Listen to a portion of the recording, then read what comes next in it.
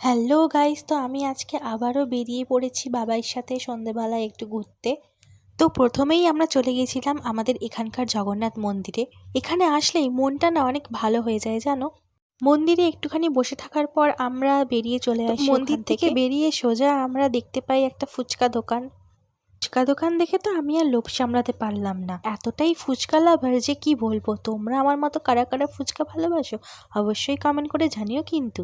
আর আমাদের তো এখানে 10 টাকায় মাত্র 4টেই ফুচকা দেয়, তোমাদের ওখানে কটা করে ফুচকা দেয় বলো তো? আর বাবাই তো ফুচকা খাবে না বলেছিল, তাও ওকে আমি একটা জোর করে ফুচকা খাইয়েই দিলাম। একটু কষ্ট হচ্ছিল ফুচকাটা দিতে, তাও বেচারা অনেকক্ষণ থেকে দাঁড়িয়েছিল, তাই ফুচকা একটা দিয়েই দিলাম। ফুচকা বলে কথা, শেয়ার করতে তো একটু কষ্ট হবেই, তাই না? তো ফুচকা খাওয়ার পর আমরা চলে গেছিলাম এখানে মোমো খেতে। মোমোর জন্য ওয়েট করছিলাম। আমরা নিয়ে নিয়েছিলাম চিকেন স্টিম মোমো। আমার আবার এক প্লেটে মন ভরে না, তাই আবার এক প্লেট ভেজ ফ্রাই মোমো নিয়ে নিয়েছিলাম। তোমরা সবাই হয়তো ভাববেই বাবা এ কত খায়।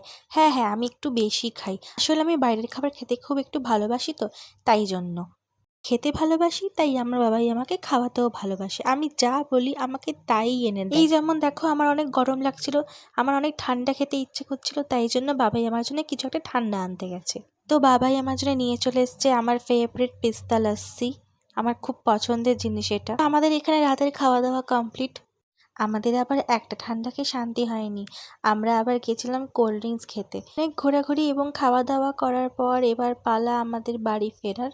রাস্তায় যেতে যেতে হঠাৎ করে দেখলাম একটা মেলা বসেছে। তো আমরা মেলার রাস্তায় ঢুকি। আমরা ঢুকে দেখি এখানকার যে মাতা ঠাকুরের পুজো হয় এটা সেটারই মেলা।